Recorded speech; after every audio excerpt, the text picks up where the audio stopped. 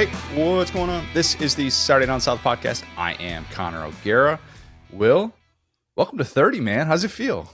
Feels great, man. Appreciate it. Yeah, I brought in 30 like the best way I know how, which is Drew Page came down, Brady came down. We all just like watch college football all day. It was just a super fun.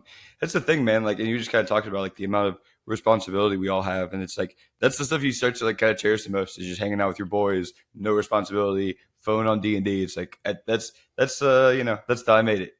It's impressive that I think you have more of a voice this week after your 30th birthday than last week after LSU South Carolina, which look, if anybody's giving you crap for it, think about how you all felt the day after your 30th birthday. Well, I guess 2 days after you've had a 2-day recovery period. Yeah, So it's a Friday, Saturday birthday. Yeah, that's right. I love a good weekend birthday. Nothing like you just get the entire weekend and it's like, oh yeah, it's still my birthday. It's Sunday. As far as I'm concerned, it's still your birthday, Will. So glad you're here. Nice day.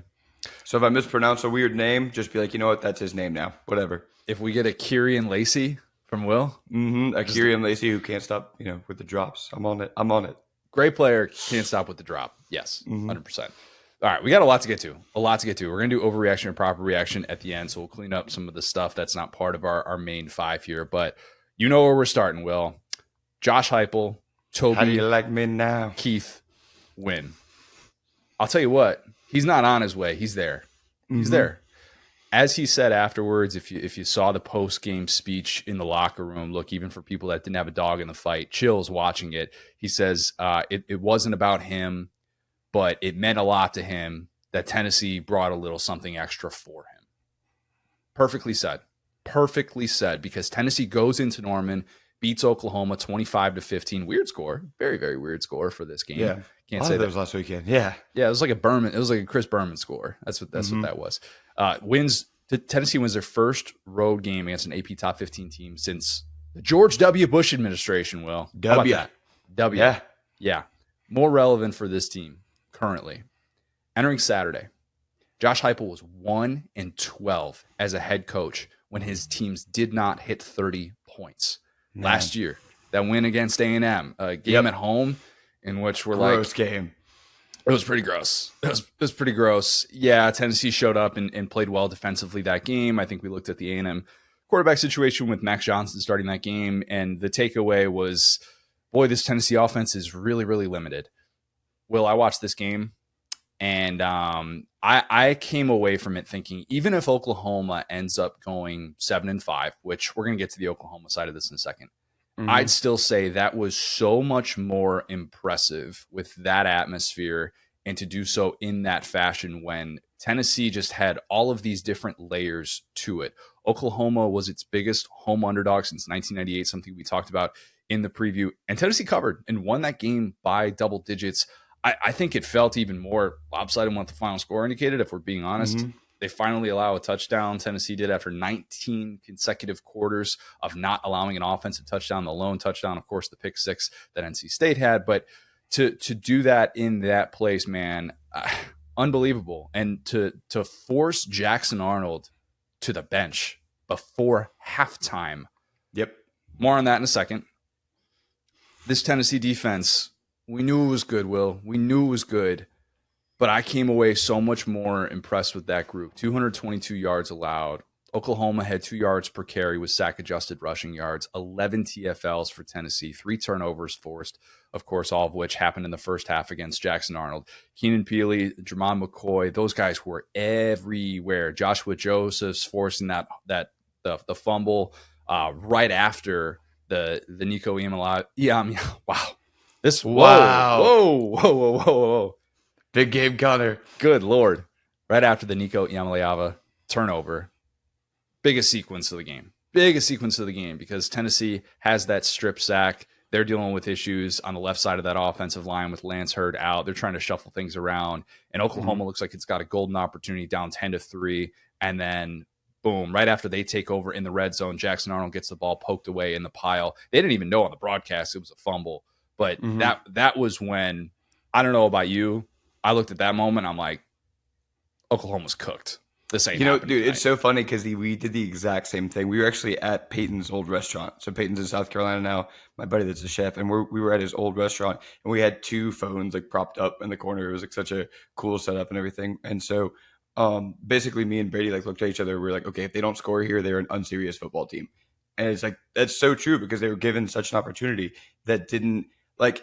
They deserved it, obviously, because they forced it, but they were not moving the ball down the field. They would not have naturally gotten themselves in a position to be that close to the red zone or that close to the goal line. It's like, yeah, you get one play, and Jackson Arnold, like I was joking about it in the pregame. I was like, I don't think they by themselves can destroy Oklahoma, but I think Jackson Arnold's going to help.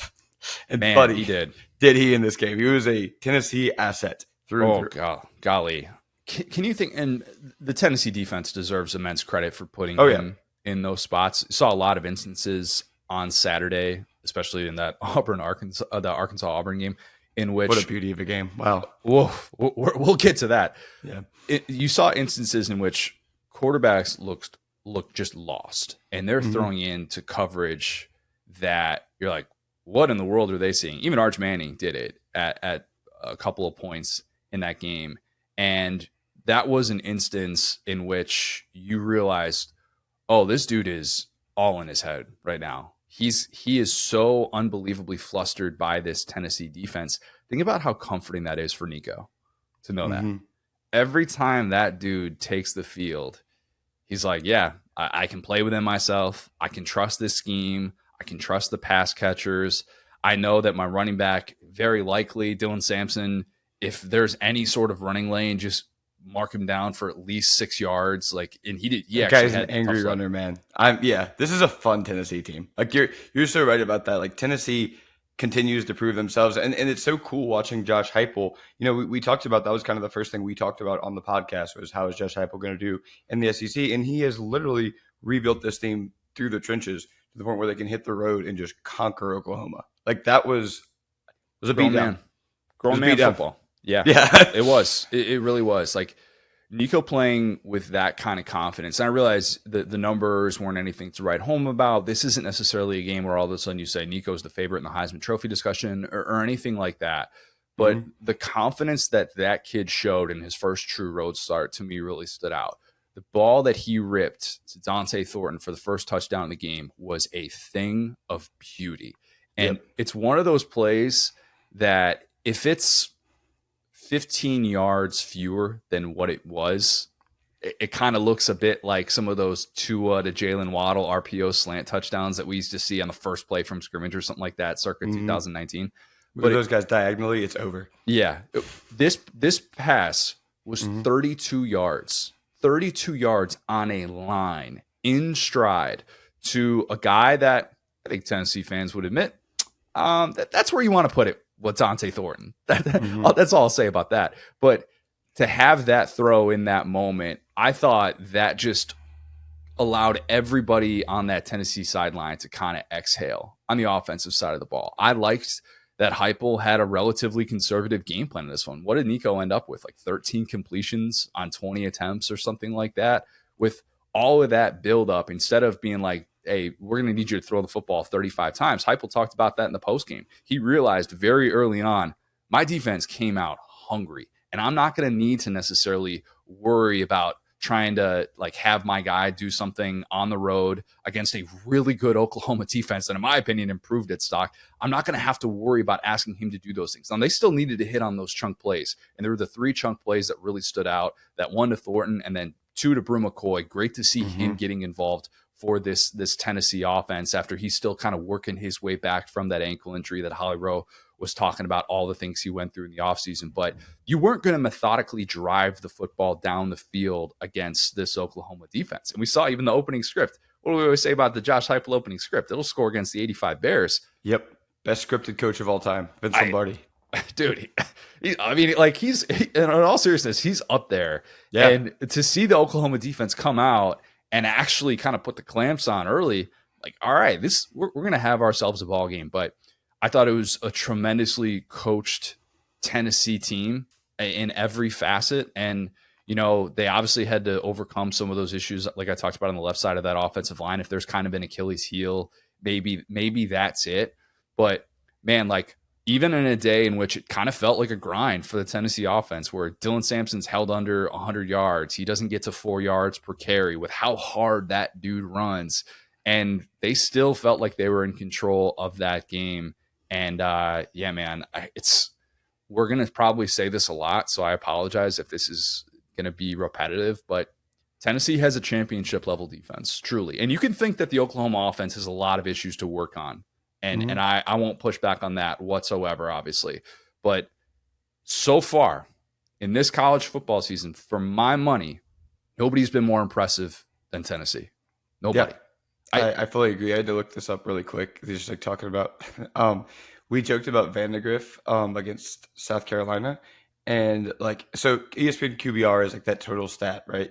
He was a 1.4 in this last game. Jackson Arnold was a 1.3 QBR, so he actually beat the Vanderbilt record of worst QBR we've seen this season. It felt like SEC game. Yep. Yeah, they had like 9 consecutive plays that went for 0 or negative yardage before he got benched in this one.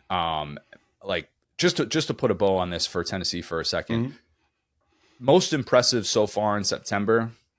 It to me suggests that this team, gosh, if they don't go 10-2 at this point with what they've shown us so far, I'll be stunned. Obviously, they still have Georgia on the schedule. They still have Alabama on the schedule. And even Florida has been their boogeyman. Florida fans will remind you of that in 2 seconds. But in Gainesville.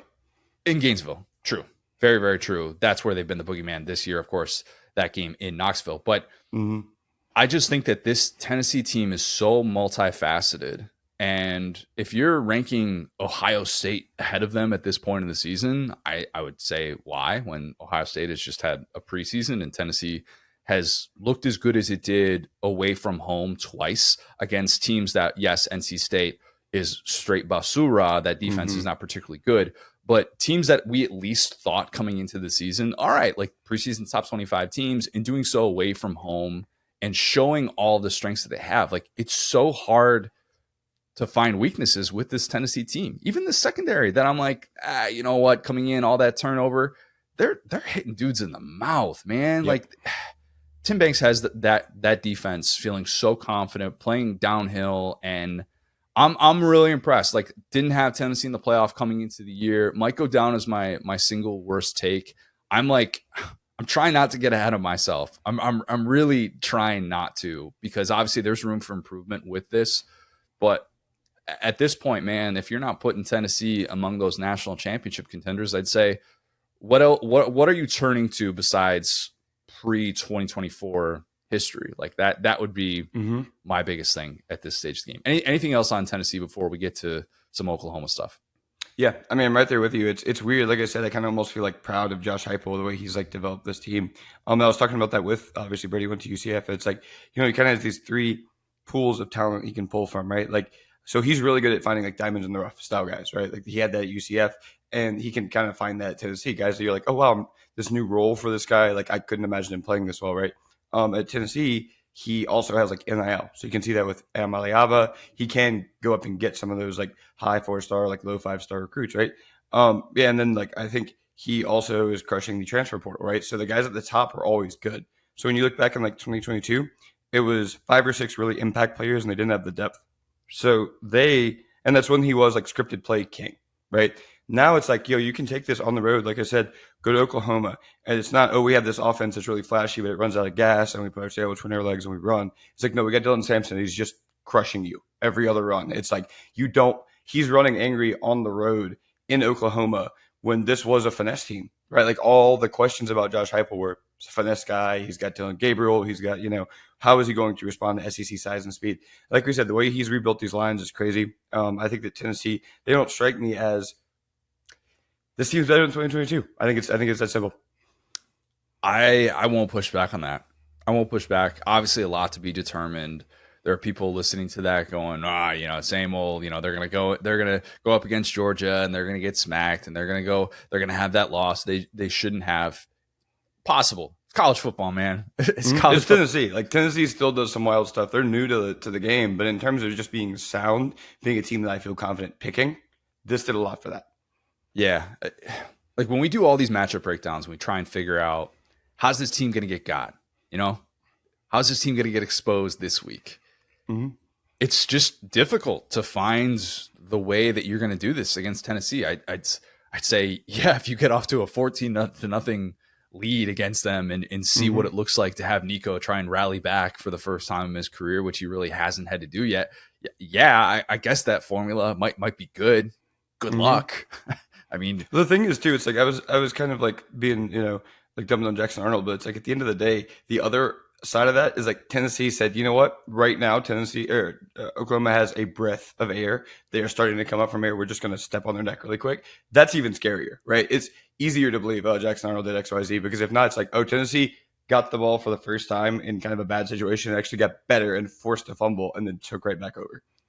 Let's do a quick exercise before we get to Oklahoma. Can you pull up their schedule right now? Oklahoma schedule. We're gonna do a rare recap over under here. Okay, cool. So we're at Auburn. Pull up Tennessee schedule. Tennessee schedule. Tennessee schedule. We are at Arkansas. Right. Which I don't know that Taylor Green's gonna like running into that defensive line very much. I am very much pivoting away from that preseason prediction that Arkansas would beat Tennessee. I'll say that right now. Okay. Your boy was wrong. If I set the over under for regular season wins, 10.5 for Tennessee, knowing that Bama still is there, knowing that Georgia's still there, with what we have seen so far, Will, what would you take? I mean, yeah, I think those are the only two games they could potentially lose. I think they'll probably split those, to be honest, because you're not really scared of Florida, Kentucky. Yeah, it's just those two games. So I think they'll split them, man. I mean, I don't think you can go 0-2 with how talented and well coached they are. I think, yeah.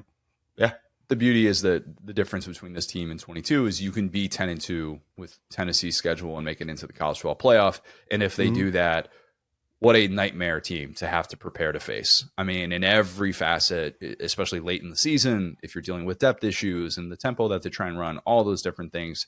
Yeah, I'm fascinated. I'm absolutely fascinated with the trajectory of this program right now. Okay. Them versus Alabama is going to be fascinating. We have plenty of time to talk about that. That one feels a little bit more likely than at Georgia again. But anyway. Yeah, maybe with what Michael Hawkins showed coming in for Jackson Arnold, if there's like an Achilles heel, and this is something that Herbstreit talked about on the broadcast, like maybe the mobile quarterback, something that Tennessee hadn't really seen to that point. Exactly. Maybe that's the thing where they can get got. TBD on that. Sample size obviously really, really small. And they weren't preparing to face him. They absolutely weren't. They were preparing to face Jackson Arnold, and they did, buddy. They were ready.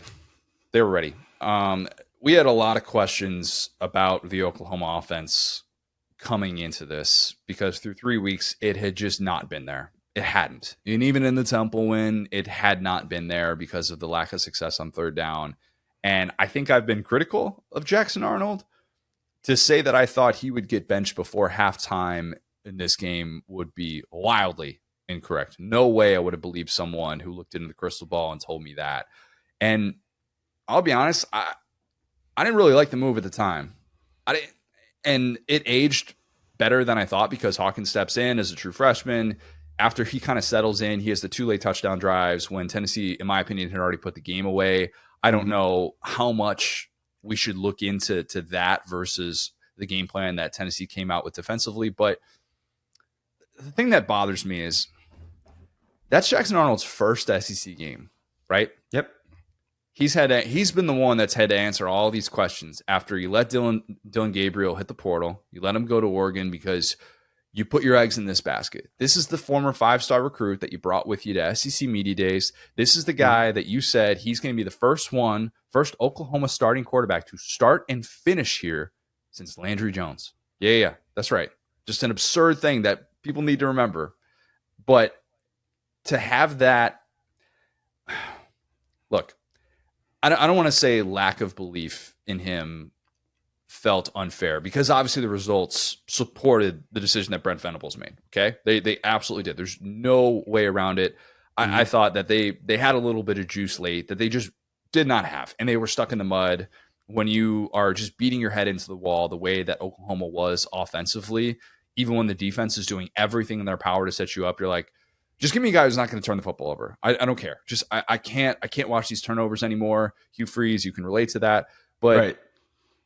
I didn't really get at that moment what Brent Venables was expecting with that change other than just don't turn the football over. Hold on real quick. Well, I just realized this is like the other day where I realized why people are corporate. This is why they don't bring quarterbacks to SEC Media Days. Kind of. I mean, we had a lot at SEC Media Days. We did this time, but when people like wouldn't name starters and stuff because they weren't sure, this is the alternative where it's like, oh no, this was my guy. I said this outrageous stuff about him, and now I'm here. But yeah, I'm with you. I think switching quarterbacks was the right move because to your point, it's like this one isn't working. It's pretty simple. Nico wasn't at SEC Media Days, and Jackson Arnold was. Right. People exactly. It's wild to think that these two guys are both same class, 5-star guys, top 10 recruits nationally. And I'm not going to say that they have the same surroundings because that's not fair. They don't. They definitely don't. To say that Seth Luttrell is on the same level as Josh Heupel and Joey Halsley is just like not. That's not right. It's not okay. But at the same time, like I don't know. I think that's a very early hook on a guy that they have invested a lot of time and energy to back, and they've built this offense around him. I think part of it too, and this isn't really as much on Arnold, but their team has changed. It's different than what I thought it was going to be coming into the year because the receiver room already looks so much different than what we thought it was going to be. Nick Anderson returns for this game, and then he leaves second series with a strained quad again. And that guy was expected to be your home run hitter. He was going to stretch out defenses. He was going to open up stuff underneath for Deion Burks, who also, by the way, leaves this game with a soft tissue injury. And your other deep ball guy was expected to be Jaden Gibson, a guy that they're really high on coming into this year. He's out for the year after an injury in fall camp. And Jaleel Farouk, he breaks his foot in the opener. He's out for extended time. Like, the personnel is just different. And I think it's really obvious. I mean, and I'm not saying that personnel would have all of a sudden made this the Oklahoma offenses of the 2010s or anything like that. And I'm not just saying that you could snap your fingers and correct all of the mistakes that Jackson Arnold is making. But I think part of that decision that Brent Venables made, a controversial one at the time, and I'm sure one that he's like, God, I really hate having to do this. I'm sure it pained him to have to do it, but I'm sure that was part of it. He's like, we can't be the team that we thought we were going to be. And who fits our personnel better right now? I feel like we need to be able to kind of get on the edges. We need to get the quarterback run game going a little bit more. Jackson Arnold has some of that, but not at the level that Michael Hawkins Jr. does. And you know what? Maybe that's the reason that they're going to pivot to him. Maybe they will. I don't know definitively that they will. I think Brent Venables sounded pretty non-committal about that afterwards.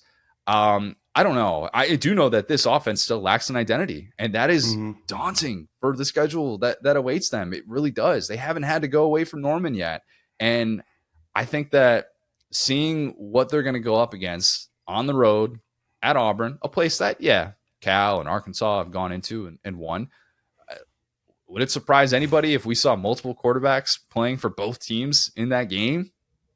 Over under for quarterbacks getting legitimate snaps in that game will probably be 3.5. Yeah, I mean, that's kind of reality with where they're at, and it's pretty simple for Oklahoma at this point. I think any path to the Sooners keeping their head above water in SEC play is just winning these 21-17 type games. Like, yeah, defensive, grind it out, short field, ground and pound. I don't think this passing game is going to be anywhere near what they hoped it could be coming into this year. Team that's got a lot of questions to answer, a lot of questions, and their depth is really hurting them at this stage of the season. I'll say, like, I don't think, I mean, like, okay, we can see what's like right in front of us. I don't think this guy, like, I don't think Venables is Les Miles. I don't think that he is just going to have bad offenses. I think the offense was good last year. I think to your point about, okay, he might have made the wrong decision with Arnold, but I think you make another point which kind of fits with that. It's like, yeah, okay, you already have Venables who has a good defense. He's not the type of guy like a Kiffin that could edit an offense on the fly, right? Obviously, you trust your coaches to do that, but when you have this much turnover when it comes to new starting quarterback, guys in and out of the lineup, new offensive line, like, you just can't build an identity. Yep. So, like, as much as I love to like play like the hater character, I actually think this is probably going to be fine. They're probably going to get embarrassed a couple of times this year, but I think just the guys they brought, you know what I'm saying? Like, I trust this staff to build an offense. It will probably happen this year. They're going to be ugly until then. But like I said, it's not like he's lost. It's not like the times have passed him by. It's not like, this is a smart team at times that just kind of has some rough quarterback play yesterday on Saturday, whenever, you guys are listening to this. But I think it's just hard to start you got to put one foot in front of the other, and Jackson Arnold just didn't let them do that. So I don't think they're cooked. I don't think there's anything too bad long-term going on. I just think like they need to pick a strategy and just stick with it. If they're like, look, we're going to run the ball 30 times a game, do that. Cool, but just do it. Defense is nasty. It's defense is really good. That's the thing. Like, and there are times, and it's kind of crazy talking about Jackson Arnold and how unpolished he looked, right? Because we saw Raiola look really polished until the end of that game with Nebraska. We've seen Yamaleava like look polished, and you can see those moments in both of them. And that's what's exciting about college football is seeing, the fumble by Nico, and he had like missed a guy right before that too, and how they overcome those things. Jackson Arnold has not been allowed to progress because he's just been like seeing ghosts, for lack of a better term, to quote Sam Darnold the whole time. So yeah, I think they just got to put one foot in front of the other. Easier said than done. Yeah. And all those questions about, hey, are you going to be ready for this conference? Are you going to be SEC ready? When you have elements that are not, or that we view are not ready, you're going to get criticized for it. And I think that was a humbling experience. I do still think it's going to be really difficult to move the football against Oklahoma. And if they have a top 20 defense at season's end, definitely won't surprise me. It felt kind of like a Bob Stoops era defense. I mean, that's kind of what they felt like it. Early Bob Stoops. Early Bob Stoops. Yeah, definitely not like mid 2010s. Yeah. Early 20. Yeah. Or much earlier. You're right. That's a good point. Bob Stoops like had the midlife crisis, got the Corvette, started winning Heismans. Yeah, love it. Still looks good. Stoops looks good. Stoops and Switzer look good, man. They look good. Those guys have aged well. Yeah, a lot of Barry Switzer shown in this game, but great for hype, man. Great for hype. Happy for him. It's weird. I feel like it's like these characters. You feel like you almost know them. It's like, I guess we get to talk to him media days or whatever. But yeah, it's cool to see guys progress like that. Heupel, most likable Tennessee coach since Fulmer. More likable than Fulmer? More likable? He is genuinely aw shucks. Like he's genuinely kind of goofy and like awkward. And it's cool to see him in big moments because he's like, guys, can you believe this? Yeah, no, he definitely was soaking that in. It was cool to see him kind of get emotional after. Man, I thought he played that well. I thought he played it really well. No bulletin board material, just went about its business. He's got himself a program. There's no doubt about it. Program. All right, well, let's talk about the biggest stunner of the day. We got to have a conversation about Mizzou because Mizzou fans, you get to exhale. That's the good news. You avoided the loss that would have been a drink punchline for years. That's good. That's positive. Okay. No bad Saturdays. That was pretty close to being a catastrophic Saturday, losing at home to Vandy while you're a top 10 team. Vandy shanked a kick so far left that I thought I was watching Game Day with McAfee, having people attempt kicks who have never kicked before and then pretending that's the same thing as having paid professionals miss kicks. Thought I was watching that. I wasn't. Credit Vandy. They truly do have a different energy with Diego Pavia. Like, man, that guy rules. He's fun. He is so fun. He is probably everything Vandy fans have been hoping for. Like, why can't we just have a guy like that? Okay, we're never going to get the Nicos of the world. We're never going to get these guys who are coming in and making NFL throws. And I mean, even Jay Cutler at the time, like he ends up being a first round prospect and all that stuff. But like, if I'm Vandy, this is everything I've wanted at that position. And offensively, they're just never out of it. They just don't care. They play some of these possessions like, yeah, we know the spot that we're in. We know who we are. And we know that like literally nobody thinks that we belong on this field. And they're like, we don't care, but we'll play with absolutely nothing to lose, sometimes to their detriment a little bit. Diego Pavia and Taylon Green have the mash all the buttons syndrome a bit, very much. But man, they got some big time defensive stops in this game, even though two of their three best defensive players were kind of in and out with injury, with different injuries. And CJ Taylor kind of seemed to get the better of Luther Burden a bit. But man, Clarkley has... They put that guy on the ballot. You know? Just a lone Vandy player on the All-SEC preseason ballot. He deserved it. CJ Taylor, good player. Confirmed. Good player. I would ask Luther Burden about that. Maybe not in the heat of the moment, but after the fact when he had a chance to kind of settle down. Clarkley, to your point, he does look like he has a chance to weather the storm with this very unique formula, especially with a quarterback that he can't mess up. Unless Diego Pavia gets hurt, Vandy has like a legitimate chance to win an SEC game or two, and Clarkley has a chance to be able to survive this season and kind of move on from all the hot seat talk. So that's the good news with Vandy. No moral victories, whatever. This is a moral victory for Vandy. You went on the road against a team that is ranked in the top 10, even though they're not really a top 10 team. And you took them to double overtime. That's a win for Vandy in my book. Yeah. But Mizzou's not a top 10 team. Well, it's so obvious. Well, hold on. So Vandy, I'm with you on Pavia. That's the thing about Vandy, and we joked about this with the Florida Miss State game. It's like, if you're going to be kind of like bad, be fun bad. Be fun and bad. Vandy right now is fun.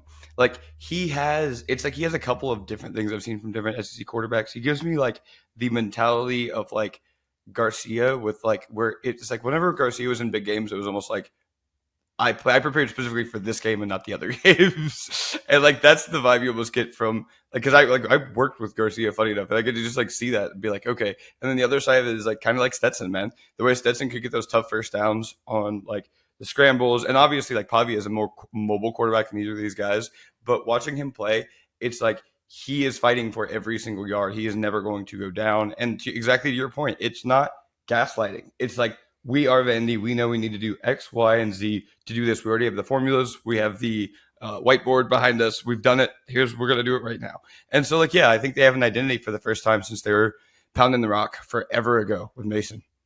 I think Aldi Matt Corral is Aldi Matt Corral. That was the nickname I came up for him a few weeks ago after the Virginia Tech win.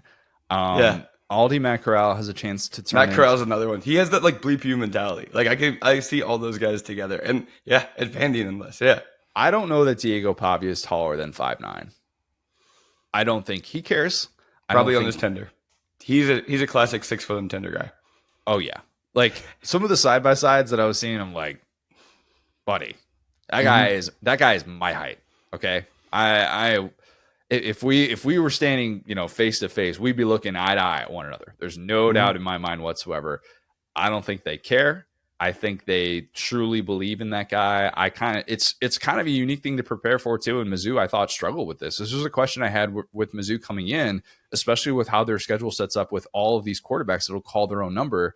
Like, he just puts a lot of pressure on you because, gosh, you think you have a stop on third down and, it's a quarterback draw that he picks up 8 and he needs 5, or, you turn your back in single coverage and he just finds a way. And he's very savvy. He's played a lot of football at this stage of his career, and he's so fearless. Like, he just does not care. He's not going to critical downs, to your point. That's another good point where it's like, yeah, it's not there all the time, but when it's there, it feels like it's right when you need it. Yeah, it really is. And he's going to be fun to watch. And I think for those who have been able to kind of take in what he's done so far, you've been like, dang, okay, my team is not going to have fun defending him. Doesn't mean that you're going to lose to Vandy or anything like that, but it's just not going to be a fun 60 minutes to have to chase that guy around.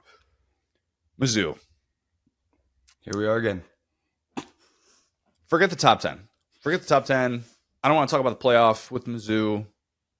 I'm trying to figure out if Mizzou is even a top 25 team. Because the Boston College win showed some nice grit. You came back after falling behind by double digits. That was based on Boston College. Say it again. To Boston College. They were down double digits to Boston College. Yeah, that's what I mean. I know. I'm just like, that's a funny thing to say. It's like Boston College is a big one. But we applauded it because Boston College had gone into Tallahassee and beaten Florida State. And so that's kind of some of the things that you can trick yourself with some of these early season victories that all of a sudden, like, you look back on 2 weeks later and you're like, that's already a different strength of win than what I thought it was going to be. At Boston College, to its credit, they beat Michigan State.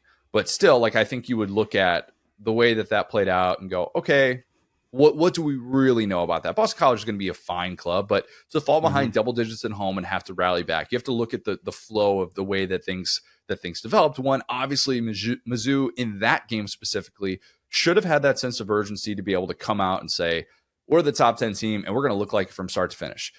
This game. But that's one thing that Mizzou simply will not do. Yes. Now or ever.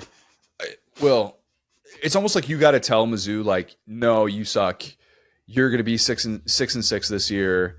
And then all of a sudden, like, that's when they dial it up. Like, just historically with Mizzou, that is when they thrive. This is not when they are at their best. Even Chase Daniel days, like, this is not what, you should go to a national championship. Oh, then you get, who was it? I think it was Oklahoma blew them out and, like, prevented them from getting to a national championship that year. Like, this team has a lot of flaws right now. And just eliminate that number 7 while you're looking at Mizzou and just look at them for what they are. If we're just talking about a team that's trying to get into the top 25 or something like that, I think all of these criticisms of them would still be fair.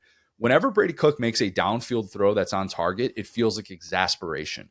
Listen to those Mizzou fans when he finally hits someone like 20 yards away. They're like, oh, it's a vibe. I'm telling you.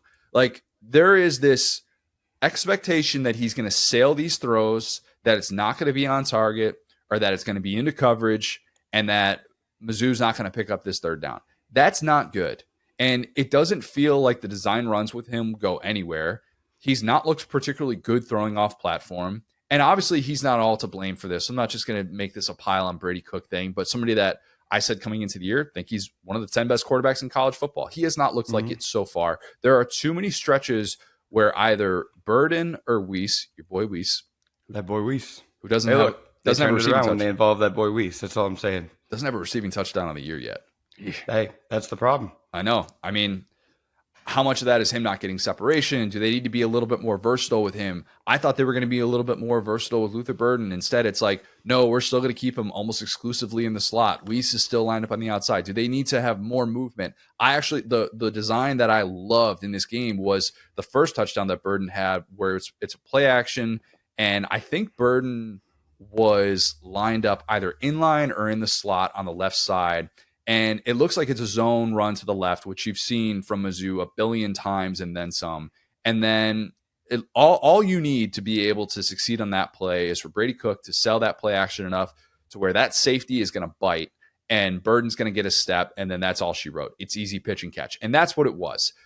There needs to be so much more of that in this offense, of just design looks that make life easier. And there is not that right now. And it was great to see the little out and up that Burden had for that touchdown in overtime. Great to see your superstar kind of feel good at the end of the day. I talked about the need for Burden to kind of have a drama-free game, which, debatable. He's getting into it with CJ Taylor. He's been hot early in the season, man. Like, he's been really hot. Maybe they need that at this point. I don't know. Mizzou just lacks the juice that they had last year. It's very simple. I thought that was pretty obvious through 3 weeks. It was really obvious in this game. And I don't want to say that a team that needs double overtime to beat Vandy is destined to miss the 12-team playoff. TBD on what all those resumes are going to end up looking like down the road here. But Mizzou has to find some answers during this bye week that it's got coming up, because I don't care how easy that schedule is. They are leaving way too much meat on the bone at this stage of the season. I mean, you kind of hit on it too. It's like, okay, there are flaws in this team. I agree with that. What are the flaws, right? Because, like, that's what's so interesting about them. Like, I could point to certain other teams. Okay, their offensive line's weak. Okay, they're lacking this. For Mizzou, it's like, so Brady Cook just regressed in year, 7 of college. Like, how are we doing this? Like, the downfield shots aren't there, and they're not good enough to methodically move it down the field. Even though Nate Noel has looked really, really good so far, and is kind of supplanted Marcus Carroll for that RB1 spot. But, like, they're not disciplined. I think they were bottom 25 in the country in penalty yards per game. They actually didn't get penalized a whole lot in this one. And they just, don't do these things to help themselves. They don't convert in the red zone as often as they should. They don't have the kicking game even that they did last year with Mebis. They're, missing kicks all over the place. They missed the extra. That's crazy to see. One. Yeah. No, I'm with you. It's just, it's crazy how much that stuff is fixable, right? Because at the end of the day, it's arm strength is a trait. You either have it or you don't, right? More likely, to your point, I think they're just in their own heads. I think at the end of the day, I mean, you see how much Mizzou is celebrating and living and dying on every down against Vanderbilt, and it just makes sense. That's the worst way I could say it. It's or the most accurate way I could say it. It's hey, you guys are acting like you belong in this situation. You need to stop being this team that is in this back and forth all-timer against Vandy and just handle business. And I think exactly to your point, right? The Burden touchdown, it's hey, I know this guy wants to be an NFL wide receiver. You don't have to make him run an NFL route tree on every play. You're already playing him in the slot, to your point. Get him going outside, get him in space, get him some type of little bubble screen or something. We know he was underutilized in year one, but it feels like they're overthinking it and trying to make him into Megatron now. And it's bro, just get him involved. You can be a little bit gimmicky if your offense isn't working. Because exactly to your point, when you look at it, it is working. It's him just cooking guys one-on-one. They have the talent. They are this old team. Everything that we thought about them in the preseason is correct technically, and all of their goals are still ahead of them. But at the same time, it's even more maddening, right? Because if we're talking about a team with injury, if we're talking about a team with oh wow, our offensive line's trash. We can't stop false starting, something like that. Like, no, this team has all those pieces, and they have the staff in place basically from last year that over exceeded our expectations. Maybe the weight of expectations is just what's crushing them, and that's a mental problem to me. I think I can't really feel sorry for them because they have the talent to be not even playing their starters against Vandy in the second half. So that's what's crazy about Mizzou is if they get out of their own way, I still think they can be a very good team. I don't necessarily disagree with that. You're right. Those things are still there. It's still so much of that offense from last year, outside of obviously Cody Schrader, a couple pieces on those that offensive line. But Nate Noel, to your points, 80% of it, 85 sometimes. He's different runner than Cody Schrader, I think. But the carries are coming all the same if you play for drink. Yeah, they are. They absolutely are. And he has definitely exceeded my expectations as someone that said Marcus Carroll was going to lead the SEC in rushing after the CJ Baxter injury. But the lack of urgency, the inconsistency for Mizzou fans, it's maddening. And you can just tell. And they know if you're gonna be one of these teams that hangs out in the top 10 all year and you compete for a 12-team playoff spot, you got to look better than this. And I think that's the standard that they're trying to live up to. And so far, they haven't been able to do that. And really quick to your point, a lot of that's on Brady Cook, right? I mean, he's been there forever. He is you're talking about quarterback. This is a quarterback they trust to, attempt 40 passes. This is a guy who should be putting you in the conversation because he can at least hold serve with a Carson Beck or one of those guys like a Milrow. This is your flag carrier. So this guy needs to honestly be a little bit better leader. I hate to say it like that, but it's like, hey, do you want to win or do you not? You have the dudes. This is your dream. It's right. You are in the backyard. This is what you dreamed of. Let's make it happen. Brady Cook is everything he could have ever wanted. Literally, this is it, bro. Do it. Everything. Yep. Right now. Do it. Yep. Got to get it done. All right. Let's talk Florida and Mississippi State. Will, Florida wins this game. This game was some good crappy pizza. This is a birthday present. I love this game. I'm not going to name specific brands here, but whatever good crappy pizza comes to mind for you personally listening to this, just insert that into this comp.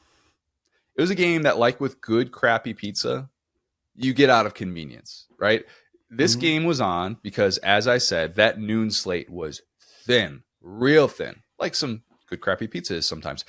Like with good crappy pizza, you're not going to tell anybody about that meal or that game in a week.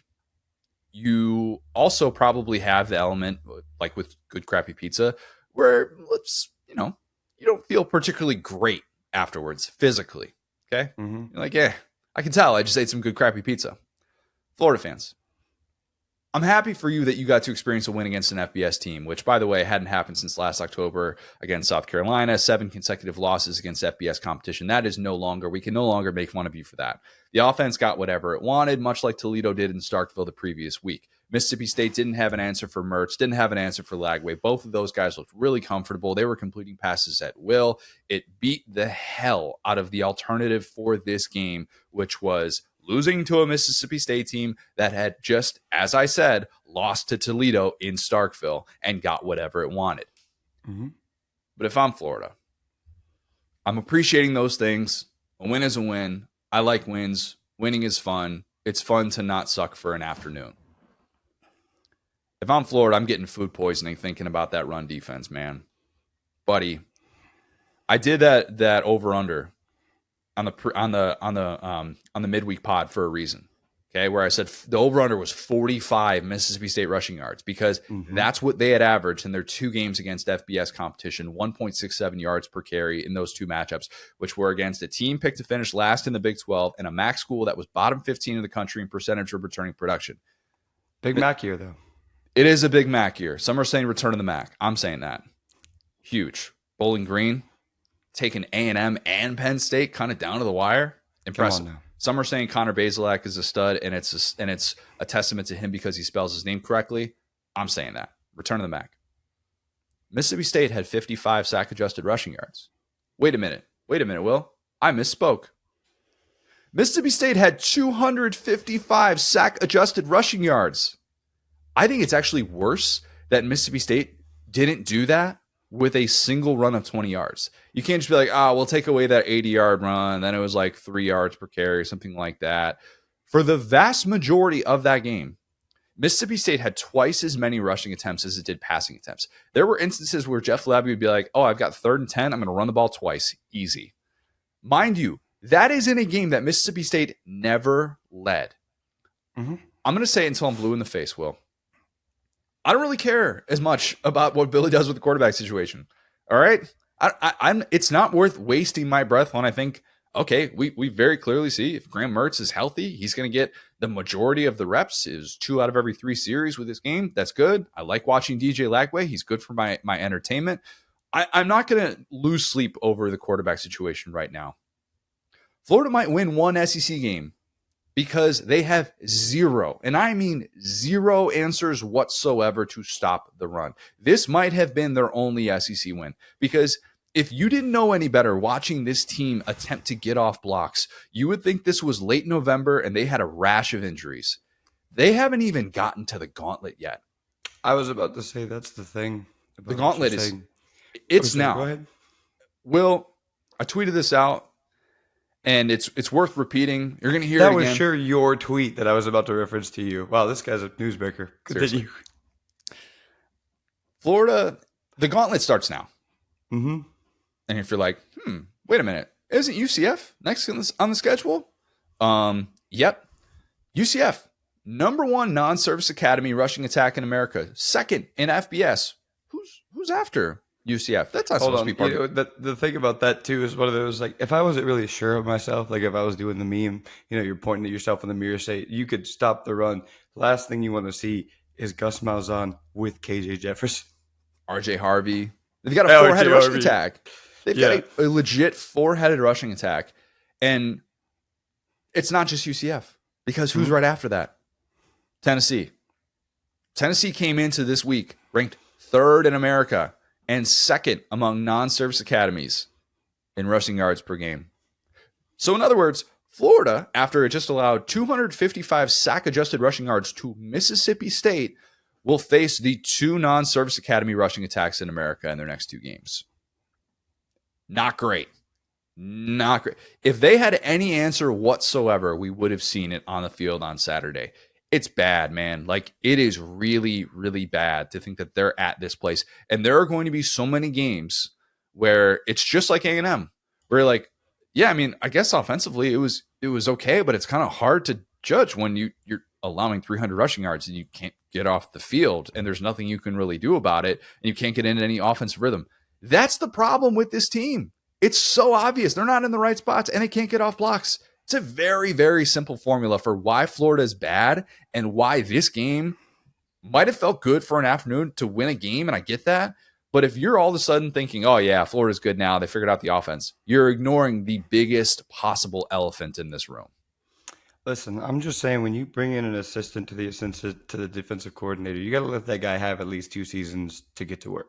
So I think, they need to go back. Stop it, Billy Napier. Stop it. No, what? This is the guy. He's finally shown up that people believe it. No, I'm just kidding. This is, watching them play defense is funny. I'm right there with you. I mean, it's just, I'm more sad about Mississippi State than anything because I thought they would be fun. But, we kind of talked about this in the pregame. I was like, look, there's fun bad and there's not fun bad. This was a fun bad game. Exactly your point about the, the bad pizza or the good cold pizza. Good crappy pizza. Good crappy pizza. Yeah, And so, I think it's fun to watch football happen, right? A lot of football happened in this game. Yesterday was a big day for the Y button. We were joking about there was a hurdle in this game. There were 2 very fun touchdowns. Graham Mertz honestly looked awesome. But again, that's kind of just against air. That's, you got a free indoor practice facility day. It just wasn't it, So point being, this is a fun game, but exactly your point. I agree. I mean, like I said, watching Billy have to kind of eat his medicine and coach this team is going to be so funny for the people that never believed in Billy, because it's like, yeah, no, this is it. This is the master plan here. We got the amazing, beautiful recruit. He's 7-7. We are just out here playing a 2 quarterback system against Mississippi State in our best win. So yeah, no, I'm right there with you, I think. But I will say, much more intrigued by the Florida FSU game. I think we're, maybe one of these teams get better. I'm very locked into that game because I think it's still winnable for both sides. Yeah. Big day for FSU yesterday. They got their first win. They have 1 more to catch Florida. Yeah. Goodness gracious. That game. A lot of things can happen between now and then. I'll say that. Mississippi State real quick. the day that started fun, and we didn't just have a tight end hurdle. We had a tight end hurdle fumble recovery in midair. Yep. Very rare. That's, if you're going to be like fun bad, that more of that, please. Mm-hmm. Unfortunately for Mississippi State, fun bad looks optimistic at best. We found out afterwards that Blake Shapen needs shoulder surgery. He is out for the year. That is a bummer for a team that doesn't have a whole lot of strengths at this point. And defensively speaking, it's rough, and it's even more daunting when you think about the remaining quarterbacks that they're going to face in SEC play. This list is, oh boy.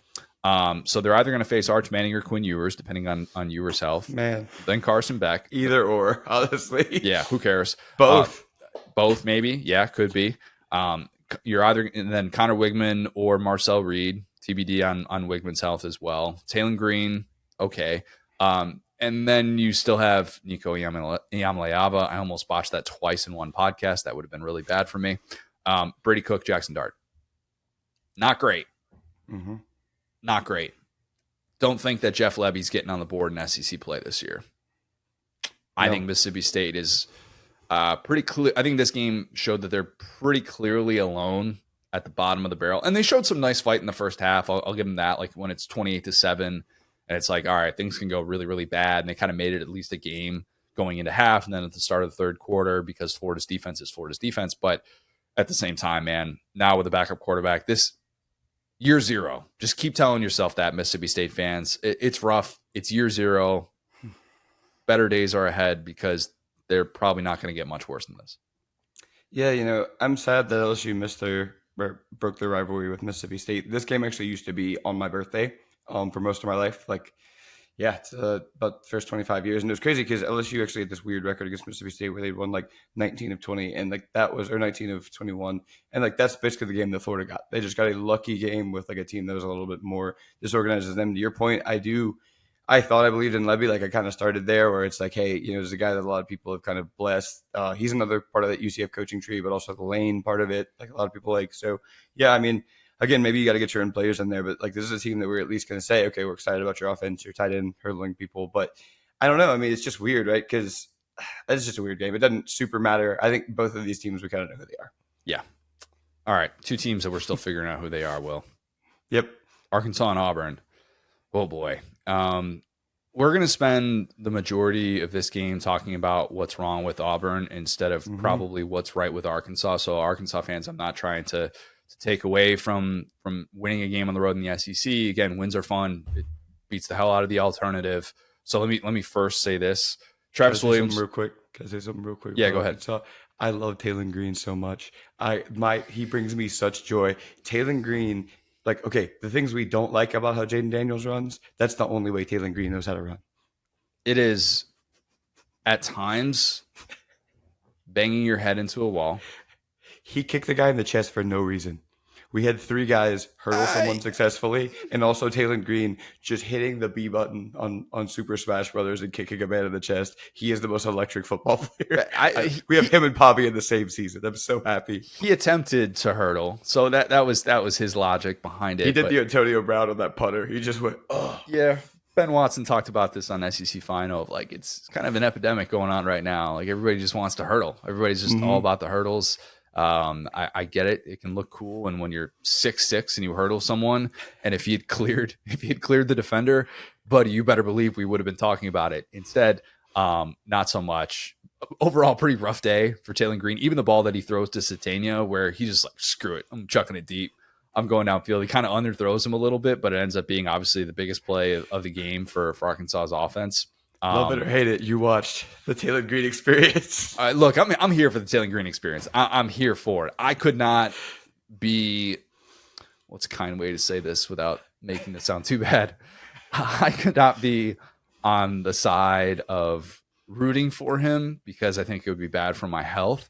But I am all for consuming Taylon Green. And so far, it's been a roller coaster, man. Roller coaster. But the Arkansas defense, Travis Williams, Arkansas defensive coordinator, it's not a full Josh Heupel, Oklahoma homecoming, but he did get a chance to face his alma mater and shut them down. He absolutely did. I continue to say that this guy needs to be getting his own program very soon, because once upon a time, that final year with Barry Odom in 22, that Arkansas defense was one of the worst in the country. Like they were a disaster, and he has stepped in and I think really exceeded expectations. They don't win that game last year. They definitely don't win that game 2 years ago. The turnaround in that group is so evident, because even though Auburn obviously made just inexcusable mistakes at the quarterback position, at the root of it is because they're clearly confused pre-snap. Like you had Hank Brown throwing into triple coverage multiple times in this game. There's something there that he's predetermining, and he thinks he sees it pre-snap and it's not there, or he's not realizing that it's actually zone coverage. He thinks it's man and he's throwing into that. So Arkansas defense deserves credit for that, because outside of a couple of the plays that they made in coverage, they had the one Keandre Lambert-Smith touchdown that they allowed where they're in cover zero over the top, and the safety comes down and just takes the worst angle you can possibly take on that play, where you're like, dude, did you have any idea what kind of coverage you were in? Outside of a couple of those instances, they played well enough to win that game on the road. Big game for Sam Pittman in his future. You could see the emotion in him afterwards. Great for a guy that I thought really needed to avoid that 2-4 start. Needed to avoid going into that bye week with having only won games against UAB and Arkansas Pine Bluff, and getting that third win for his future, I think is very important. Okay. So those are the nice things about Arkansas. Bad things about Auburn. Well, there are many. There are a lot. Worst case scenario is an understatement. If you had said in this preseason crystal ball, well, I think Auburn's going to lose September home games against Cal and Arkansas, with the latter coming by double digits. That's such an insane thing. How do you lose to both of those schools at the same sport? That's at what home. Sport is that even acceptable? Yeah, in that place. If you had said, hey, we're not even going to be at the end of September, and Auburn rather, is going to already have had 2 unsuccessful starting quarterbacks, and not by injury, that laughter of being laughed out of the room, that would have turned into helpless tears. And I think that's all you're seeing from Arkansas. Not Arkansas, Auburn. I keep doing that. Wow. I don't know why. Auburn. Goodness gracious. Auburn's reality is grim, and everybody knows it. And Hugh Freeze deserves blame for that, a considerable amount.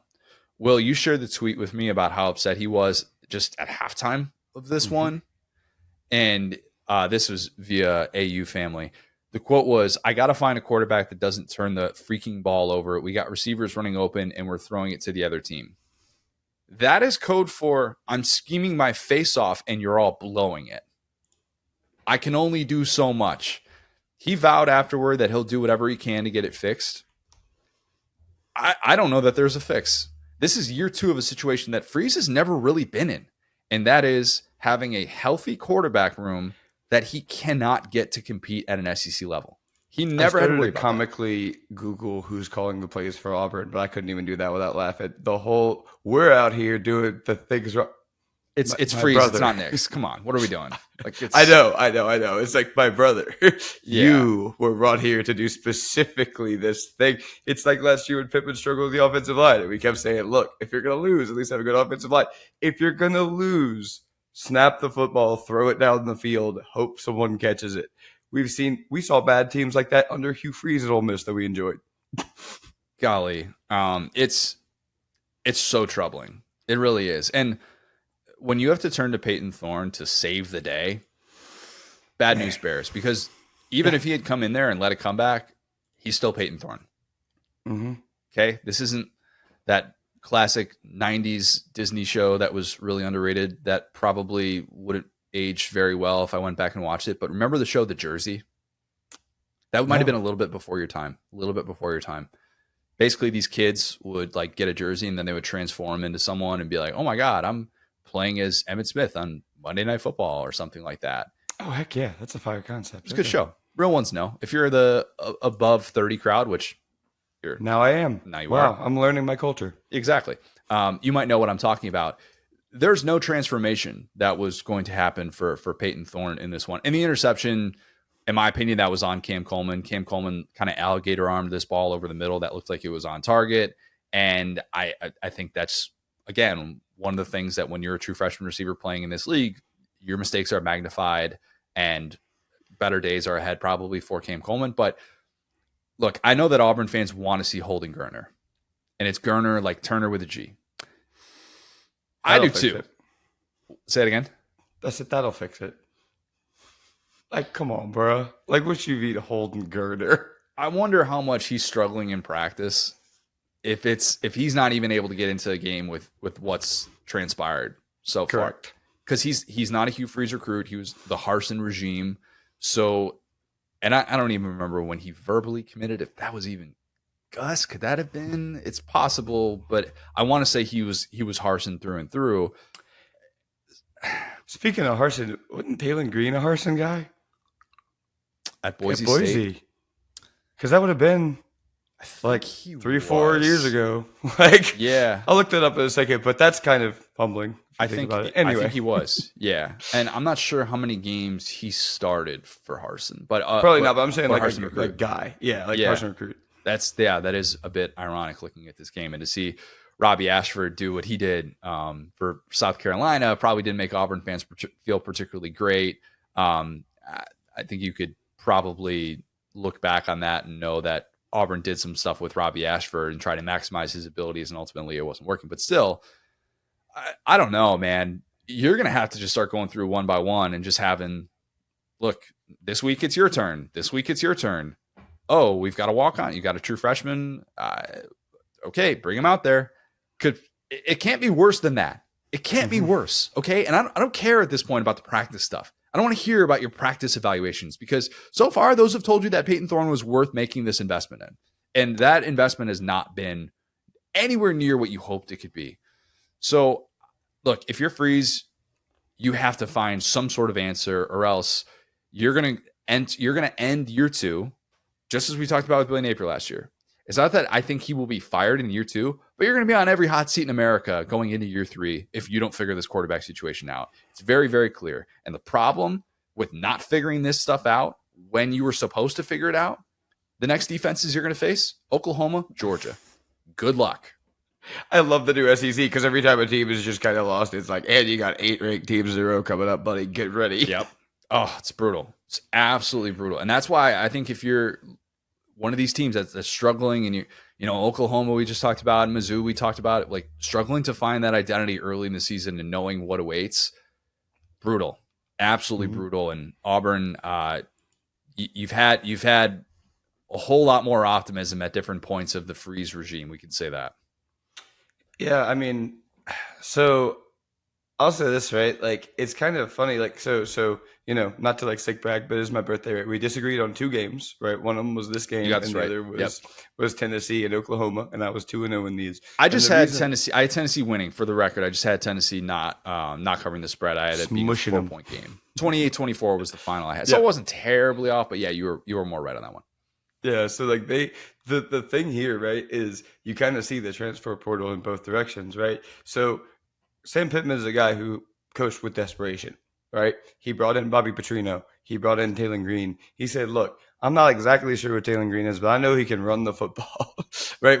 I've joked about that with Robbie Ashford at different points where it's like, hey, it's kind of ironic again, right? It's like, hey, at least you can run the football. They did enough in this game. And again, I'm not saying Taylon Green is some great player. I said he's entertaining. I get that he made some incredibly like off decisions that you wouldn't expect from an older player. But all I'm saying here is on the Auburn side, man, this is the other side of the transfer portal. It's like you bring a guy in that is, you know, that veteran quarterback. I mean, dude, look at Graham Mertz and look at Peyton Thorne, right? I think if he had Graham Mertz, he'd probably be fine.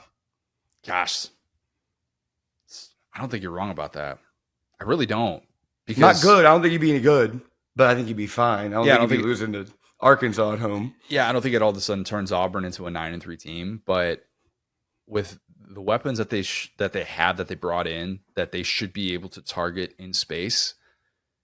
Gosh, there are so many guys. And I did this exercise a couple of weeks ago for SDS of like, in addition to Cam Ward, the other transfer portal guys that would have looked so good in an Auburn uniform, like Jordan McLeod, what he's doing right now at Texas State, and coming out like a guy that was in the portal for like nearly 3 months and ends up going to Texas State from JMU. Like, you mean to tell me Auburn couldn't have gotten kind of a deal with him and then still been able to spend on some receivers. Like That was the other thing too. I was about to say the transfer portal also applies to receivers, right? So you can get like a veteran, like not super athletic, but just trustworthy pass catcher if you want to start the young quarterback, which obviously, hey, the plan wasn't to start the young quarterback. So already we're off the plan timeline, right? And that's the thing. They did that though. Like they rebuilt it in the portal with receivers. Like they did enough. Like they brought in the guy from Georgia State as well, who I don't know why I'm blanking on his name right now.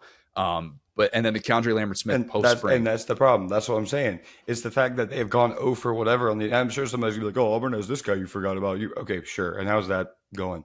Not to be that guy, but it's like, hey, Lambert-Smith is good. Lambert-Smith's good. He looked the part yesterday for sure. And I like without him, I'd be like, oh gosh, they'd be. I mean, they're bad with the passing offense, but I mean, he was their only spark yesterday. You're right. I'm not dumping on him specifically. I'm just saying, like in terms of their overall strategy, it is not cohesive. Right. So you're right. Like Lambert-Smith had a great game. I'm not dumping on it. In fact, he was kind of the only thing that went right. So I will, you know what? I owe them an apology on that. I was not familiar with their game. Moving on from there, right, in terms of the overall offense. So what we're talking about here, when you miss on a transfer quarterback, it's so brutal because then they're stuck in this weird, it's almost like a coach. It's like, do we extend this guy? Do we trust this guy? Do we bring in another guy? A la like LSU was able to get a guy like Swan, you know, that's pretty rare in this day and age, right? That's almost betting against the starter or betting on their injury. So now you're kind of stuck with him. And you know, I mean, I never liked Peyton Thorne, but that's why I use the Graham Mertz comparison because I didn't like Graham Mertz either. I think he's played really well despite everything at Florida. So the decision to bring in Peyton Thorne, who had played better than Graham Mertz, I guess I see it, right? Q Freeze is obviously smarter than me when it comes to quarterbacks, but then when it comes to evaluation of self, right, that is kind of what we run into with these older school guys. We saw it with Drink, you know, bringing in Kirby Moore and kind of putting that down and being more of a head coach. And I think the Hugh at the end of the day, like, this is Ole Miss. This is not the teams, the fun, bad teams that we were, you know, oh, he's got, you know, the NCAA at his tail. He can only get this guy. No, this is like, yeah, you're right. It actually makes it sadder. I'm looking at this box score just sad because you're right. Like Lambert-Smith played really well. Jarquez Hunter rules. The young guys are also awesome. Like they do have receiving talent. They do have guys to get the ball to. They just can't run jet sweeps. They can't throw the ball forward. Teddy Roosevelt would be disgusted by this football team. Gosh, he would. Teddy was rolling over in his grave watching them. Yeah, and that's the thing is like it's not that Freeze has never had the portal quarterbacks. I mean, Swag Kelly, Malik Willis. He was a trailblazer. You're so right. He just missed on this one. That's the thing. He missed. It's just it is a whiff. And when you were brought in to do the things that Hugh Freeze was brought in to do, it is felt so much more, and that's the problem for Auburn. It's only going to get more challenging. That's the daunting thing. I think Auburn fans know that. All right, well, let's close with your game. My game. I hope this was my game. UCLA and LSU. When this game went to the break and it was tied, I had a few thoughts. I'm sure you did as well. Death Valley looked thin. So I did an investigation into this. It was cut in half because of the heat. So the side that was in the sun was completely like people were leaving. They said they had like 40 people pass out because of the heat. So because I was right there saying, oh, nobody shows up. I was like, wait a minute. The heat index is like 120 out there. Yeah, and I know Moscona talked about this as well. It's like the afternoon games at Death Valley this early in the season. It's like, yeah, I get it. But at the same time, so that you just automatically get to play at night all the time. Like I think so. Yeah, I respect your unbiased opinion. I'm just kidding, but it's a good point. It's like, it's rough because it sucks. If people are passing out, it's like I don't really blame you for watching the concourse. You know, you're at the game or you're on the other side. Everyone's just like kind of anyway. People call it Death Valley for a reason. Yeah, say that. Dang. Like you watch this game and the way that it starts off, and UCLA goes into the break tied, and their players are firing up their own fans who have made the long trip. And I was wondering why UCLA looked so disastrous against my alma mater last week. And all of a sudden at LSU, it made itself at home. And they were making plays that just were not there the previous week. I thought Ethan Garbers was playing out of his mind. That touchdown pass that he made where it looked like he was going to take off, and then he steps up and he takes a shot. I think it was Swinson who got to him. But like, that play and that touchdown going into the half with like 2 seconds left in the first half, it made me remember that LSU has an unbelievable unbelievable ability to give quarterbacks the confidence that they can be the best possible versions of themselves. And even when LSU does what it's actually supposed to do, it still can't get stops. And so I'm like, this is about to be a 60-minute game. And I'm wondering if Brian Kelly is about to lose as a 24-point home favorite with, again, the east side of Death Valley just not there or passed out, unfortunately. And what a bad visual that would be. But I'm going to say that after that halftime moment in which UCLA went into the locker room feeling good about itself, I think it's fair to say water found its level a little bit. Little bit. I know UCLA, not exactly a world beater defensively, but I love what we have seen in the first part of this season from Garrett Nussmeier, man. I have been wildly impressed because I think he has been everything LSU fans like you have hoped for and then some, with how control he feels, how aware he is that he has one of the best, probably the best tackle duo in all of college football. Emory Jones leaves this game and then comes back in. When he gets that protection, it's surgical. It really, really is. The Kyle Parker ball placement on that ball down the right sideline, even a ball that was a little bit wobbly, they said on the broadcast, like, Joe Test was like, you couldn't have handed that ball in a better spot. That was a bad Joe Test, but you get what I'm saying. I think Nuss is already a top 10 quarterback in college football, just as you drafted him to be, and probably got some homer comments for. Even I was like, oh, of course you're going to take Nussmeier. I think you're right. I love what that kid has done and how he can shake off some of these slow starts. That's been kind of what LSU has done this year. Even in the Nichols game, they get off to a slow start and then kind of settle into the game. There's no panic, really. It doesn't start forcing throws, kind of lets the game come to him a bit. He doesn't go away from a guy if he has a drop like Lacey or something like that. But I think Nuss has just been the difference with this team. A very herky-jerky start for this defense, I think, with Blake Baker. But Nuss has kind of been the constant that LSU has hoped for and kind of the guy that they have needed. Yeah. I mean, it's funny, right? Like we've joked about where I'm like, okay, like the stuff that people call me a homer about, it's like, well, that's the stuff that I'm the most keyed in on because obviously I'm watching my team. It's like a level of like, to me, objectiveness where it's like, hey, I can tell you where LSU has struggled. And what I said about, Billy the other time is like, tell me what I was wrong about. Right. And with Nuss, like I've said, he, look, I texted this to you the other day. I think he's going to end up being the best quarterback out of this draft class from the SEC because I think he's going to go to a better situation than like a Ewers or Beck. I don't think he'll go the highest or maybe in like top 3 or 4. But I think that the things he has, when you talk about his arm strength, when you talk about like his leadership ability, the intangibles, obviously a coach's son, like offensive coordinator, and the way that he can exist within this mental prison that is this LSU offense and still look good. Like if you look at, his picks, it's like one was at the end of the game, like last play of the game doesn't really count. He's trying to push the ball 80 yards. The other one was like, why were you throwing the ball there? Right. It's crazy that we're giving this guy 44 pass attempts and he's so surgical. One of the questions coming in on him were about his turnovers. Right. And he's not made those bad decisions. Now think about how terrible this team would be if he did. That's kind of the crazy thing is It'd that be he's bad. actually, yeah. Because like Josh Williams is terrible. This team can't run the ball. Right. And I'm not even trying to, dump on him or whatever, but I'm more mad at Brian Kelly for not letting Caden Durham play. You can see it when he gets upfield on that receiving touchdown. He starts to swing the game open. Both of these last 2 games, Caden Durham has won the game, but yet he has 6 carries, right? So this is what Brian Kelly does. But, he survives this one, and I think we're learning more and more about this team, which is that, sometimes the adversity is in the room with you, right? Sometimes it's your own play calling. Sometimes it's your own, players getting like false starts or whatever. But I think that this offense is getting a little better. They have a couple of weeks for Ole Miss, and that's what we're really going to know.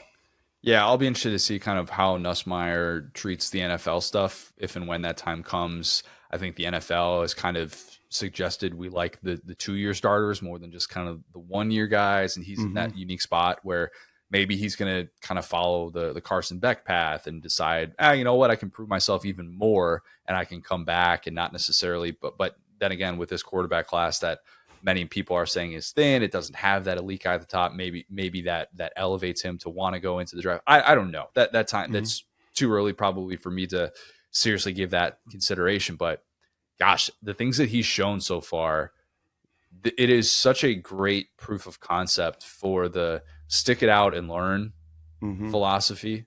And he has elevated that team. There's just no other way to view it.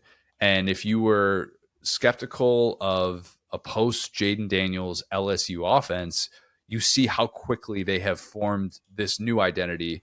And it's very much built around Nussmeier. And if you're frustrated with some of the running back carries sometimes, which I absolutely am, I, like you, would like to see more Caden Durham snaps. I thought even in that South Carolina game with Josh Williams finishing it out and getting like almost twice as many snaps as Durham got, I'm still like, gosh, I want to see these guys more. But part of the reason that we don't really see these running backs as much is because like Brian Kelly's sitting there going, well, why wouldn't I want to have the ball in Garrett Nussmeier's hands? Yep. He can pick a team apart. And that's an asset. Not everybody can do that. And I think that it has been really evident in the first part of this season. We got to talk about the negative, though. Yeah. Harold Perkins goes down in this game. Bummer. He was making a play over the middle on like a little crosser, and I thought for sure the way that he reacted initially that it was a shoulder, but it turns out that it was his knee. No diagnosis yet. For what it's worth, he did walk off under his own power, albeit with a significant limp. And also, for what it's worth, LSU has South Alabama, then a bye week, and then they'll have their big headliner game against Ole Miss. I do think, and by the way, I shouldn't dismiss South Alabama putting up 135 points in the last 2 weeks. They've clearly figured some things out. Their quarterback's fun. I kind of want to talk about their quarterback during this week. They've got like this little lefty who just makes plays left and right. He's electric. Yeah. They got a game run rule the other day. They did, big time. Yeah, when he put up, they put up 87 points against, what was it, Northwestern State, I think. Yeah. Some random team, yeah. Yeah. And then App State they went into on Thursday night and just dominated. But the Perkins thing, it still sucks because even in the South Carolina game, their SEC opener, they had 6 players in different positions from where they started the season. A lot of moving. He was playing safety, basically. He was playing star. Playing that star spot. You're like, all right, you're going to move Weeks over to this inside linebacker spot. Blake Baker is still trying to figure out which guys need to be where and how to push the right buttons with this version of Perkins, which I'd argue so far hasn't been necessarily the guy that we hoped he would be coming into the season. A lot quieter. Yeah. I mean, to exactly your point, it's like Perkins is, one of my favorite college players. I think that he has struggled kind of the last 2 years through, really not a fault of his own. I hope he gets better. I think to your point, like this defense was always going to be, work in progress. We talked about that in the preseason. It was probably going to be a situation where he was going to play himself into the role that best worked for him and then have a strong, finish to the season. So I'm just hoping he can get on the field for no other reason than to get some tape out there and say, okay, like I can do this, because he's been asked to do a lot of things. He's been asked to, cover some guys.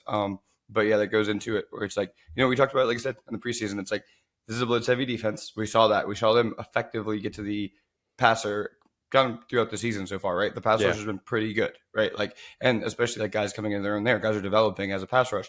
The DBs are always going to be a work in progress. Alexander kind of can't stay healthy.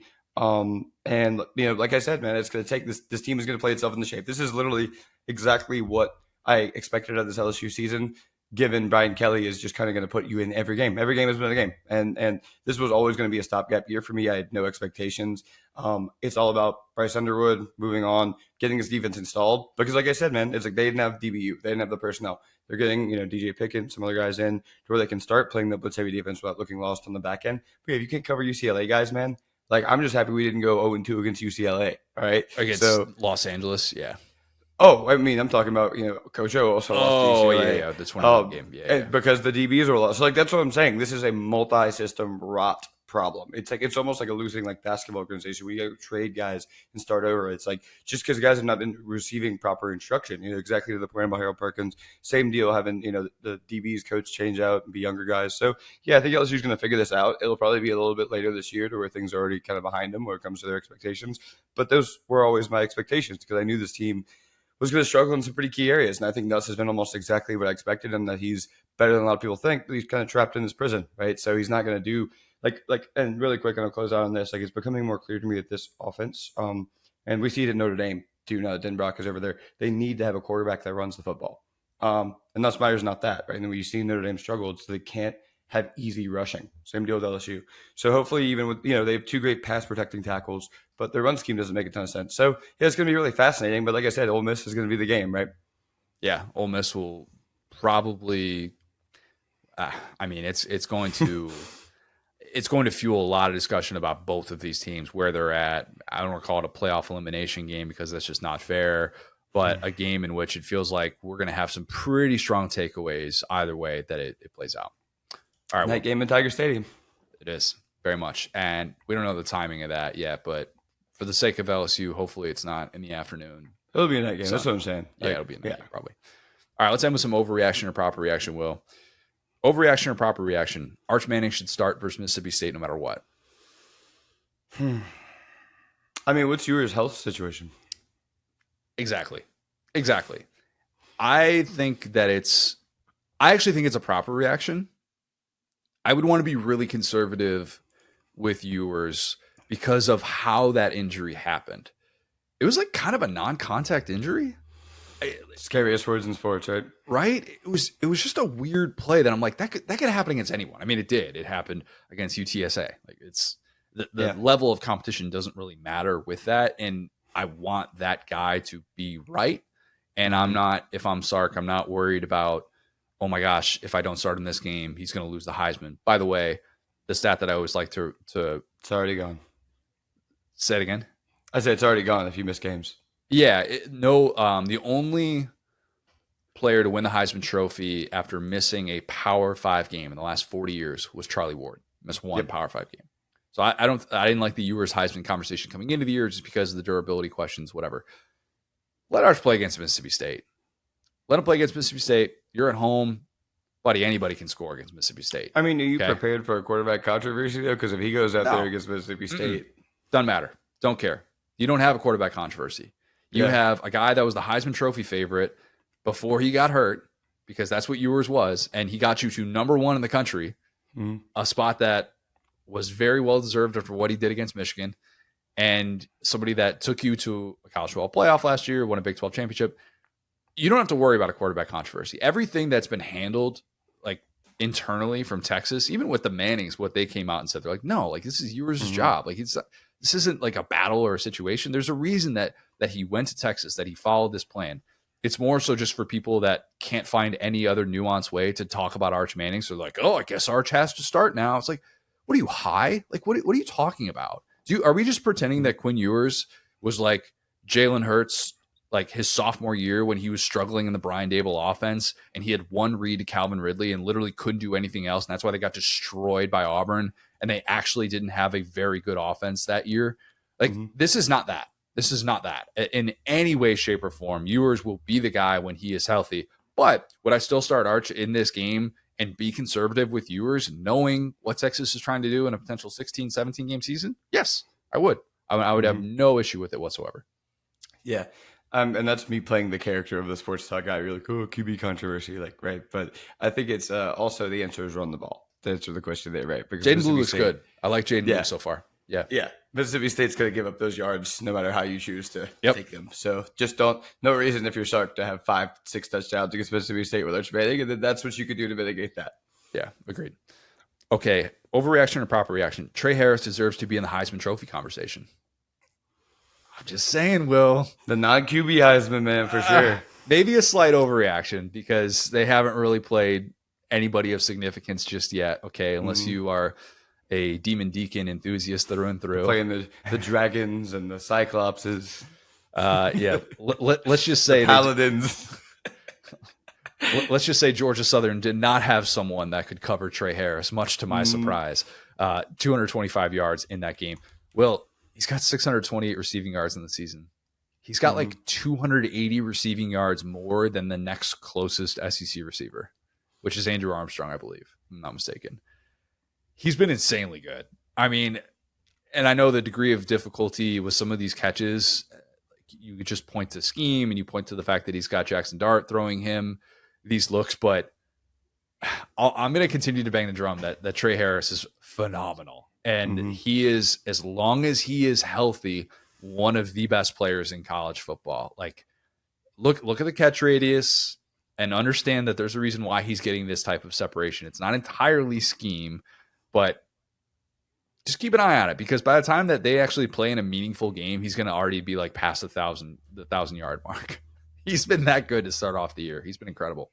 Yeah, I mean, like we talked about, the schedule sets up beautifully for them, right? And that's kind of what happens sometimes when you're a good team. That's what people never talk about. It's like, oh, Alabama or Georgia never schedule anybody. It's like, because everybody's worse than them. There's only like 5 to They've 10 got teams teams that would. canceling matchups. Will they've Yeah, got Wake there's Forest only be like, no, we're not gonna play it next year. exactly, Sorry. like that's the thing people don't understand. It's like, bro, like, okay, yeah, so are they gonna play a top 10 team every week? Because that's if they play a top 20 team, it's like, why are you playing? I don't know, Duke, you're crushing them, Louisville, yeah, because that's what that looks like. So anyway, yeah, I think. That's the point being they're going to be favored in, man, I mean, every game probably until Georgia, concluding at Will they? LSU. Yeah, will they be favored at LSU? Come on, That bro. could. I no, like in all seriousness, like I think some of the injury questions will answer that and maybe could shape that line. Maybe a slight favorite at LSU, but They're number 5 right now, and they're not going to lose until that game. So that's the yeah, thing. We could have upsets around them. I think they probably will be concerned that LSU will find a way to make South Alabama a game. yeah, So no, that's not them speaking on the outcome of that game. I'm just saying, like they'll probably it's the Georgia game. It's kind of a pass fail for them. They do kind of like go on the road a little bit here, but yeah, I'm interested by it. I think this offense is going to be awesome no matter what. When you look at cumulative stats, you look at their play designs. I think they're in a really special place. yeah, and obviously Trey Harris being in the Heisman Trophy conversation would probably need Jackson Dart to let's. I don't want to say miss a game. That would definitely open the door for him, but Mm-hmm. Mac Jones didn't win it in 2020 because Devontae Smith was just so insane, so unbelievably insane, and the Jalen Waddle injury kind of added to the notion that this guy is just playing at such an absurd level. And I don't think that all of a sudden, if Juice Wells, who has looked great in the first part of the season, and looks Their actually number healthy, 2 receiver. yeah, Juice Wells being a number 2 receiver on this team is pretty crazy. Oh Jordan no! Hawkins. Oh, if he sits down, they gotta have Juice Wells out there. What are they gonna do? Yeah, with all due respect to Juice Wells, I think losing Jalen Waddle midseason for Alabama would be a little bit different if all of a sudden Juice Wells went down. But No, that's what I'm saying. Like I think Juice Wells rules. Like it's just super, like Ole Miss is a wagon. Yeah, very much. All right. the coach looks super happy to me. How about you, Connor? Wait, say that again. The coach looks super happy to me. I don't think he's going anywhere. Wait. Different discussion for a different time, Will. Overreaction or proper reaction? Connor Wigman has lost his job to Marcel Reed. You know where I'm going with this. I think it's a little bit of an overreaction. Wigman was in street clothes in this, like coming out. Yeah. So it wasn't like he was dressed. So I don't think you can definitively say he lost his job to Marcel Reed. And the thing that's kind of driving me nuts is like we're judging Connor Wigman based on facing Marcus Freeman and Al Golden with 8 months to prepare to throw exotic blitzes at him. And the Notre Dame defense, yes, they lost to Northern Illinois. The Notre Dame defense is still really good. It might be the best secondary in all of college football with Xavier Watts. And we're judging Connor Wigman off of that. And we're like, oh, well, Marcel Reed, look what he did against Florida and look what he did against Bowling Green. And by the way, the efficiency against Bowling Green went way down. I'm not hating on Marcel Reed because I think he's a fun player and maybe he is the quarterback of the future there. Maybe he does end up being the starter. But like this notion that, oh, Wigman played his way out of a starting job based on that start. And we've seen more than enough to suggest Reed is the guy.